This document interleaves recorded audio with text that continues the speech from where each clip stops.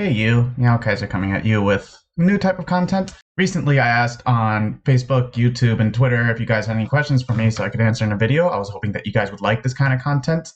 If you had missed that opportunity, you can actually comment down below any questions you have and I might answer next time. So without further ado, let's get started. So the first question, I unfortunately cannot read Russian, but this guy asked, this question has probably been asked a few times already, but how can I improve my game if I already know all the main routes and items? Okay, first off, you need to get that mindset out.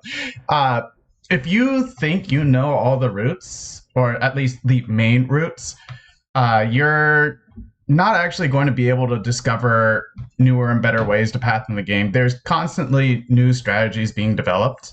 There was one season where this one guy was spamming Hyunwoo Town Hall start, and it was just the strongest thing. And because he was pioneering the new strategy, he actually had the highest win rate at the time. That being said, there are other ways you can improve. You can look into animal control, being more aggressive, and pathing better. A lot of people don't path efficiently. It might be in your best interest to send footage of your gameplay to a high-level player and have them take a look at it and kind of just grill you at what you're doing well and what you're not doing well. Next question from Miguel Diaz. You mentioned that mobile has tricks and trade-offs compared to PC. What exactly are they, and have you or would you ever show those in action? So the one thing that PC has going for it is hotkeys. Now, the thing about Black Survival is that hotkeys are not on every single thing you can press. So there's a couple things that you have to press with your mouse. For example, you have to press quick select with your mouse. You have to click the different parts of the map with your mouse. You have to select inventory with your mouse. The thing about playing with two hands is that you can instantly press from one screen to the other side of the screen. You cannot do that with the mouse. You have to have that precision, and you will just have faster precision with it. Now, granted, for many people, there's very few benefits for playing mobile, especially if they lag more on mobile. The reality is that you need to be playing this game with the best connection possible. So if you live near Korea, mobile can be really good for you. Rasisul Hadi asks, do you think low-tier weapon with high attack like Army Knife is good or bad? And what is the reason that makes it good or bad? Generally, it's bad. There's a couple situations where you would want to build something like Army Knife or Rubber Gloves, most notably when you're getting contested very hard.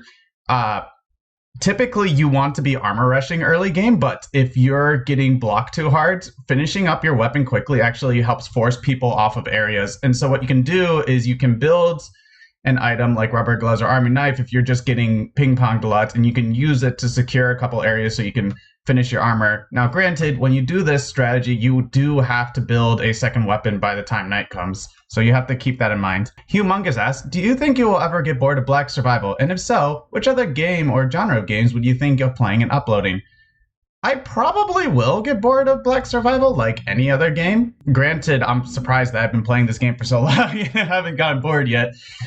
For other types of games that I've considered playing, I'm looking into like other high skill games. I really enjoy fast-paced high skill games like rhythm games. I enjoy real-time strategies. Before this game, I was actually streaming Tooth and Tail, which was kind of like a real-time strategy but distilled. It was a really cute game. It's like what, $10 on Steam? I definitely recommend checking it out. The community there is great. The developers are active with the community. Go say hi. Tell them that I sent you there. Dougie Kenza asks, do you think a tier list is even important since most characters are fun in their own right? Boy. Where do I even begin? Okay. I think you need to watch my video about goals. A tier list is important for one thing and one thing only. A tier list defines what is good in competitive play. If you are not interested in playing in the highest level of play, a tier list is never going to be important to you. And if you never even make it to the highest level, it's very rarely relevant. In most games that are not played at the highest level, what's more important than anything else is how good you actually are at the game, not what character you're playing. Simi's Cloud asks, is loving a crime? FBI, open up!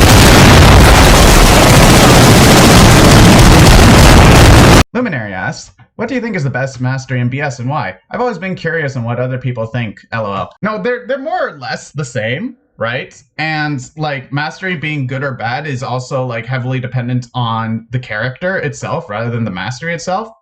But if I would have to like put my tongue on like which mastery particularly does really well, I would probably say Blade. Blade gives you a lot of fast weapons, and even with its drawbacks, you get some pretty powerful weapons very quickly. Hand has very low stat attack, and that's kind of always set back. Stab takes a while to build its purple weapons. Bow, well, you have bow and gun. They both have the issue with ammo. Blunt has pretty low stat attack, and you do rely on RNG a lot. Ella asks, just a detail I noticed from your gameplay. You almost never use silencers on Gunmaster unless on the verge of dying. Any reason for that? I want to fight. If I put on a silencer, that means I don't want to fight. So in order to fight more, I keep the silencer off to encourage people to come to me and fight me. Also, what's your favorite route for each mastery? I don't really do routes. If you watch my streams enough, you know that I'm flexing pretty hard. I have favorite starts, though. So for Blade, my favorite start is Temple. For Stab, my favorite start is School. For Blunt, my favorite start is Chapel. For Bow, my favorite start is Factory. For Gun, my favorite start is Beach. And for Hand, my favorite start is Alley. Aditya Salim asks, which throw character is most likely to succeed in 4 sets of Bone Crusher plus 6 Steel? I play Emma as my main throw and been happy about it. I'm just wondering if there's any strong throw characters that pull off such a greedy route. Emma's the safest. She has free healing built in. You can do Fire Station start and you'll get some food and stamina to help you get started, and you can start abusing your skill right away. Emma basically does not get punished for going Bone Crusher routes. Muriel asks, hey, should I go full command on countering biased lobbies? Based on lobbies? I assume he means based on lobbies. Or going for fastest armor possible. You should pretty much always be going for fastest armor possible. If you're playing against a top 100 player, it may be worth updating your route just to make sure that you're countering their weapon. But for the most part, if you get like supplies or like RNG sets you up in a certain way, you should just be building fast armor. I actually had to cut this name off because it was inappropriate for YouTube. But what made you want to stream and why Black Survival? A long time ago, this was like, what, 7 years ago, I got really into Hearthstone, and I was in competitive Hearthstone, and I noticed that a lot of the competitive players were streaming, so I was like, oh, maybe that's something I should do as well. I streamed to 0 viewers for a long time, and eventually I just found that, like, as I was getting new people into my stream, I just really enjoyed doing it. So I moved from Hearthstone to Tooth and Tail, and then to Black Survival, and we'll see where we go from here. The reason why I chose Black Survival is, well, I was browsing through Twitch, and I was just kind of looking for another game to stream because I was getting bored of Tooth and Tail. And I saw this Japanese player playing this game, and I was like, hey, this game looks really cool. I want to check it out. And so I checked it out on Steam, saw that was free, and I started streaming it, and there was a whole community to support it, so that was cool. Spoiled asked, thoughts on Bianca? I think she needs a buff. That's what I think. It's actually been very difficult to get any good games on her. On her character design, though, I think it's really weird for a character that thinks that she's a vampire to be wearing a bunch of crosses. Crosses are typically weapons used against vampires, so it's like, what are you doing? Dreadful Man asks, pineapple on pizza or not? I actually prefer black olives on pizza. Next. Mike asks, will you ever make a Minecraft video? XD. Maybe. I considered doing Minecraft content. I've streamed Minecraft a couple times. My biggest issue with streaming Minecraft is that there's a lot of Twitch trolls on the Minecraft category, and it's like, it's every single time I stream the game, there's always somebody that's going on there just wanting to make fun of my face, my hair, just anything they look for. And you'll actually find that this is the case for every single Minecraft stream. So maybe after I get a better moderation team, but we'll see. Triple Stabber asks, peanut butter chunky or smooth? Smooth peanut butter is best peanut butter. Hazeltoffel asks, wrist update. It's totally fine. Dreadful Man asks, how long have you been playing this game? Since the very first day? What are some general tips you can give to new players to get better? How did you get better at this game? Like, what was your thought process while you played it? Do you think you can get even better than this? Also, how was your day? So let's answer this one step at a time. How long have I been playing this game? I have over 1,700 hours logged into the game, and that's over 3.5 years. So, no, not the very first day. There's people that have been playing the game longer than me. What are some general tips that you can give to new players to get better? I'm actually going to make a guide on that, and I'll reserve the answer to your question to when I do make a general tip video for new players.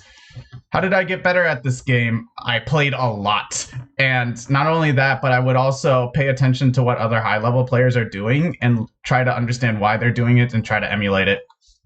What was my thought process while I played it? My focus early on was learning the game and learning how to get better. One of the things that I criticize a lot of people for doing is when they're first trying to hit dragon, they don't focus on learning the game. They don't focus on what can I do to get better. They focus on winning. Winning comes after you learn how to play better. Do you think I can get even better than this? Of course I can. You can always get better than where you're currently at. And how was my day? I'm going to skip that question. That question's too hard. But yes, let's paint a picture here. If I build crown or TR instead of stab or blade counter, which one is ultimately better when applied on a stab or blade? Do you have any experiments or stats to prove it's better? We tested this out one time, Plessy and I, and we noticed that crown blocks more damage than the we found out that the crown blocks more damage than the counter helmet. Amber asks, how are you? This question's too hard. We gotta skip. Brick D asks, how tall are you? If you're in the United States, I am 5'11" and a half. If you are otherwise in the other parts of the world, I am 180 centimeters. For those of you who do not live in the United States, 180 centimeters is approximately the distance from Los Angeles to New York City. Jumping Melons asks, if you find that you're not finding the item you're looking for, is it better to keep looking or try and find something else you can work on? The first thing you should probably do is do reconnaissance by pressing tab and checking to see what people are building. Chances are it might not even be there anymore. So like if you're looking for fabric armor, for example, and you see that there's like 7 people that have fabric armor items, most likely it's just gone.